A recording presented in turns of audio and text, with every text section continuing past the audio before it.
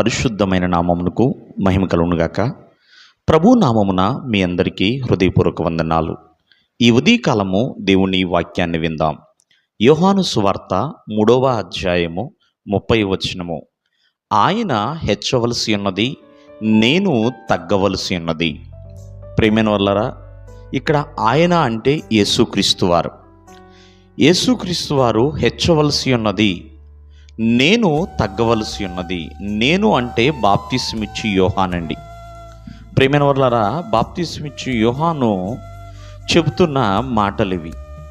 ఎందుకంటే ప్రభు అయిన యేసుక్రీస్తు వారు హెచ్చింపుకు తగినవాడు, ఘనతకు అర్హుడుగా ఉన్నవాడు. నేను తగ్గవలసి ఉన్నది అంటూ తనను తాను తగ్గించుకుంటూ బాప్తిస్మిచ్చు యోహాను మాట్లాడుతున్నాడు. ప్రియమైన వాళ్ళరా, మనము జాగ్రత్తగా ఆలకిస్తే ఆనాడు బాప్తిస్మిచ్చి యోహాను ద్వారా బాప్తిస్ములు ఇచ్చే కార్యక్రమం ప్రారంభమైంది. యోహానుని బట్టి ఎంతోమందికి ఆయన బాప్తిస్మ ఇచ్చాడు. యేసుక్రీస్తు వారి యోహాను గురించి ఒక మాట అంటాడు, స్త్రీలు కనిల వారందరిలో యోహాను కంటే గొప్పవాడు ఎవరూ లేరు అన్నట్లుగా. అటువంటి ఉన్నతగా ఉన్నవాడు మరి ఈ భూమి మీద ఒక ప్రత్యేకమైన ఉద్దేశముతోనే తను జన్మించాడు.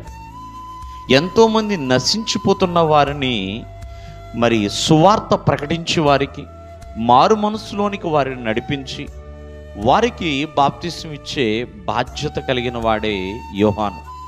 అటువంటి యోహాను యేసుక్రీస్తు వారి గురించి ఏ విధంగా మాట్లాడుతున్నాడు, ఆ ప్రభువు ఎదుట ఎంతగా తనను తాను తగ్గించుకుంటున్నాడు. ప్రియమైన వల్లరా, ఈ ఉదయకాలం ముందు ఆలోచించండి. దేవుని ఎదుట తగ్గింపుతో ఉన్నావా, హెచ్చింపుతో ఉన్నావా?